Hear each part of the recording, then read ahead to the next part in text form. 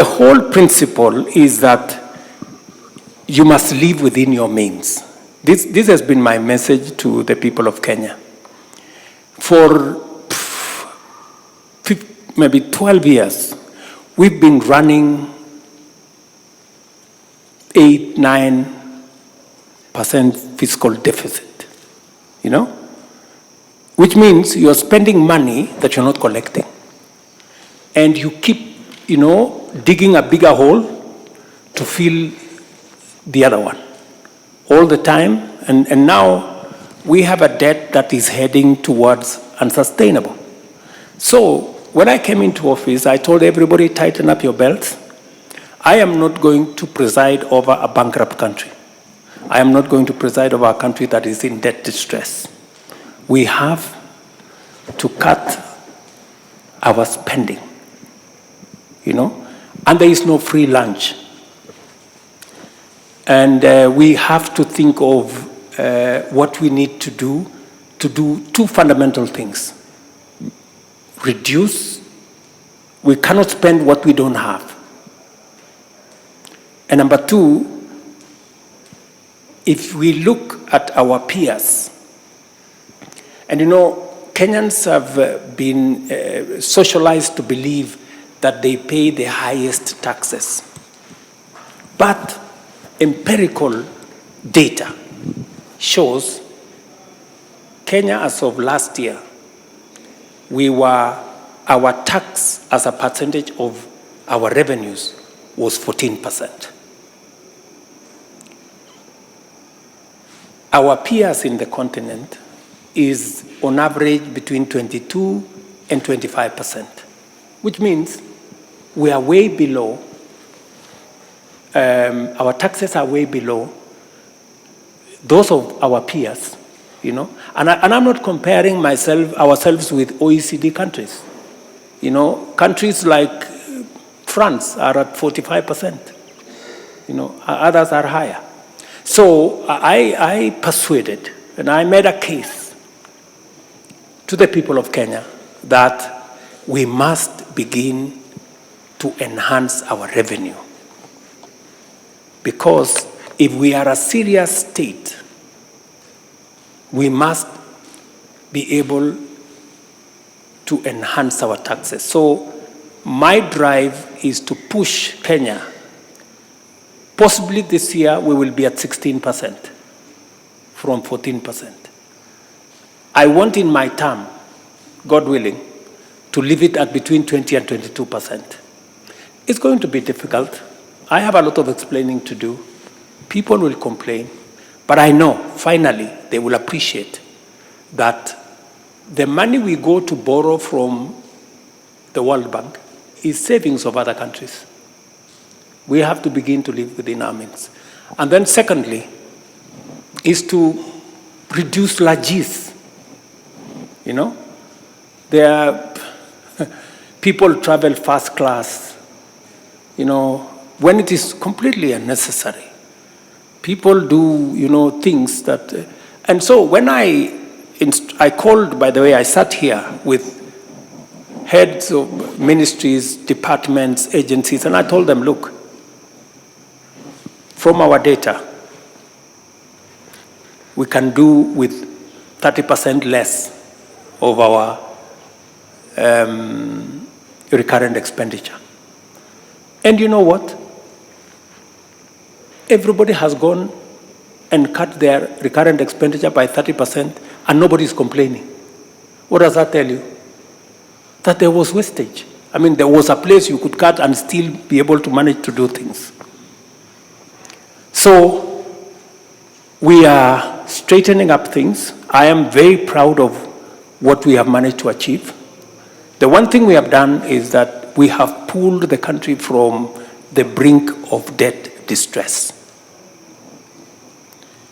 Our dollar, our exchange rate has stabilized. It had gone all the way to 167. It's come down to 130. Fuel had gone up, it's come down. Even today, fuel has been announced again to come down. Our exchange rates, our interest rates are coming down. We're stabilizing the economy because of the measures that I have taken. I took the decision, for example, that we cannot continue to subsidize consumption. When I came into office, we were subsidizing fuel. We were subsidizing very rudimentary things, and we were spending 15 billion, that is close to $150 million every month. And we were going to sink the country. So I stopped. I mean, there was a complaint for a few weeks, and then people started to understand we need to make some hard decisions if we have to get the country moving in the right direction. I can tell you, a year ago, if there was an election, I would have been thrown out. But today, the situation has changed. And going into the future, those who are making noise at me, they will be the ones clapping. That's what it is. We have been working with Google, Twitter, Meta, that whole space, because Kenyans are a very tech-savvy society. Social media is bigger than anything you can think about. It's very big, and people, do business, they transact many things, they do politics, and the rest of it in the social media. So what we have tried to do is to take advantage of that tech-savvy society and see how we can monetize it. In fact, we have taken most of government advertising. I did give instructions that we take government advertising to the social media. The taxation that is going on in that space is because of the level of activity. But we're not just doing taxation, because we are providing, for example, a lot of infrastructure that support the social media users, whether it is ICT hubs, whether it is hotspots in 25,000 markets in Kenya for free, whether it is digital learning, digital training. There is a lot of government programs that support the social media space. And therefore, because many of our users are in that space, and for your information, we are moving all government services online. So that way, transactions, the whole, economic activity, social activity, whatever it is, will be in that space.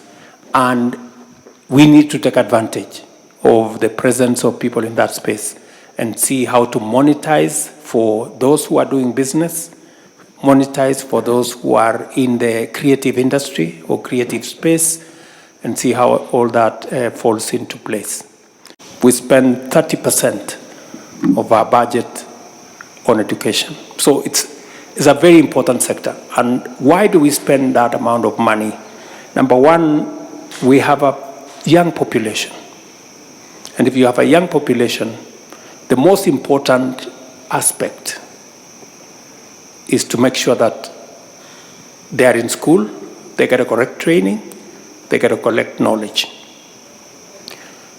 Number two, Kenya prides itself with having the best human capital. And that best human capital is sharpened through education, training, and knowledge. So we spend a lot of resources in that direction. It is the reason why this time last year, we launched the Kenya Open University to expand space in our learning infrastructure. So technology is playing a very significant role in our education sector. We are spending resources on digital learning, digital training, and as I told you earlier, We've even changed the law on what we call Constituency Development Fund so that we can deploy internet ICT hubs to the lowest locality in Kenya, because we realize that education is good, but digital learning is going to have an age. So that is the trajectory we are looking at.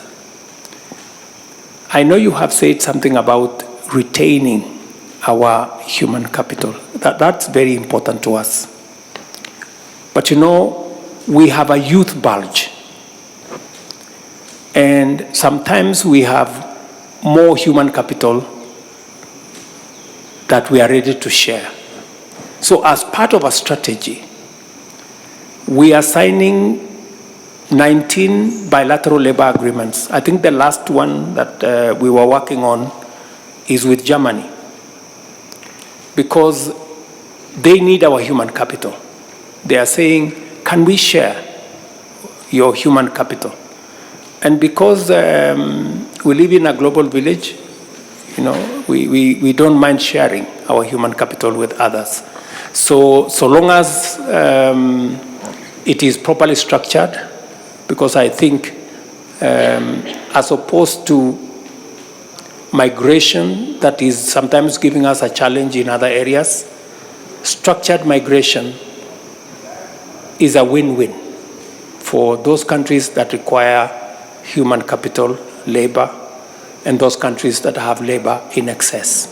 So that is the arrangement that we have. We have on one end investing in learning, because it's important for us to sharpen our human capital for our own progress. But we also realize that there is an opportunity for us to share our human capital with others. Every country pursues its interests. And when you pursue your interests, sometimes interests converge, either because of technology or because of social issues or because of history. And so,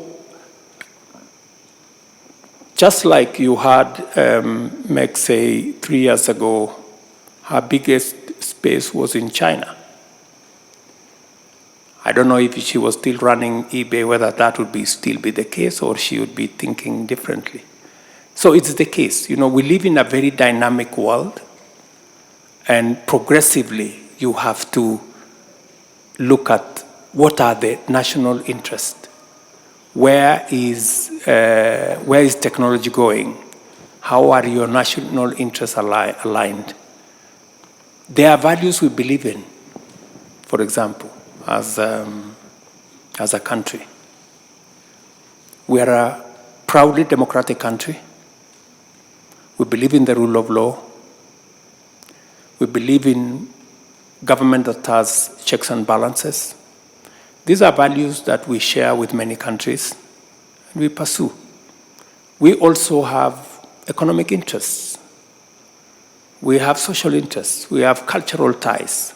So it is informed by many aspects, and that's what eventually determines where we want to go. As someone would say, we want to be friends to all and an enemy to none. It's a very difficult thing to do, especially in a polarized world where we are today. But consistently we try to keep the friends that share common interests and common values with. And I must say, a country like China, we have a robust relationship. There are things we've worked together. We have shared, for example, infrastructure issues with many other countries. As I told you, America is our #1 trading partner. So sometimes when there is a quarrel between America and China, we don't know where to stand. But somehow we manage to forge ahead. But I think we are aligned. We know what the future is supposed to look like. And going into the future, I think we align ourselves with the people whom we share values with. You know, the whole space around climate change is fairly controversial, you know. I had an engagement, the Prime Minister of Japan came to visit us, and I had a conversation with him, and he wasn't quite too sure whether this climate change was what it is. What is your thinking about climate change in terms of, do you think it is what is being said, or do you have a different view? I believe in climate change, yes. It's a scientific fact, it's a historical consequence, and it has social and economic impact. So it encompasses, let's say, all aspects of our life. So I might be right in what I believe in. At least if somebody from Harvard Business School thinks the same, it must be right. Okay. Think about the future. And the future is here. The future is here. We intend to make it 100% in the next 7 years. Kenya will all be green energy. 40% of the world's workforce will come from this continent by 2050. We are determined to make sure that this continent becomes that continent of the future. Good professor, thank you very much for making it possible for these great people to visit our continent. And just to assure you that we are weaving a new narrative, a narrative that speaks to the reality of what this continent is about. All stories glorified the hunter. We're beginning to write our own story. We've begun to write our own story. Many people have written stories about us for a long time. We've learned how to write our own story. We can do this together. It's no longer going to be the North versus the South. I think that adversarial engagement is no longer unnecessary. We've made a decision ourselves that we're going to be part of the solution. We're going to provide, you know, our own ideas, our own thoughts, and inform what ultimately becomes global solutions.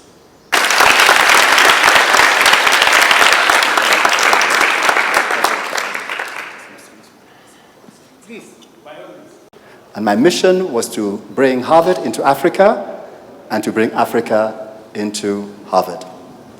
And I designed the first 2 courses on Africa, and now we have a course called Global Immersion, in which the students are trying to do 3 things. 1, we're trying to teach them leadership. Secondly, we're trying to teach them teamwork. 3, we are trying to teach them to understand leadership in the context of a different continent. Mr. President, I graduated from Harvard Business School in 1980. I am indeed. 4 are in Africa. The 4 selected for Africa are Kenya, Rwanda, Morocco, and Ghana. During their time here, they have been attached to a number of Kenyan companies. Naivas, Coco, Prudential. Any student at random. And on that basis, in the spirit of HBS, is Mohammed here? No, I'm just joking. Yeah, thank you. Mr. President, Ambassador Whitman. For Aden Mohammed to just give some remarks as we begin. Welcome, sir.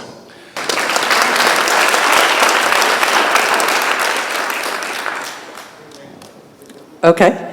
So my name is Meg Whitman. I'm the United States Ambassador to Kenya and the great class of 1979. And then I ran HP Hewlett-Packard Company for 8 years. And was minding my own business when the President of the United States called me and said, "We'd like you to be an ambassador and we want you to go to Kenya." And I said, "Kenya?" I was thinking France. But he said, "No, I want you to go to Kenya because Kenya is the tech capital of East Africa, would be the tech capital of all of the continent." And it's been a remarkable chapter in our lives, because for us now this is about experiences. So I have been privileged to be here for the last 2 years. As you now know, Kenya is a remarkable country. A presentation called Why Africa, Why Kenya? Why should you invest in Africa? And why CEO for 8 years had 100% of our supply chain in China 3 years ago. That's a very dangerous proposition because you never know what will happen. So supply chain diversification.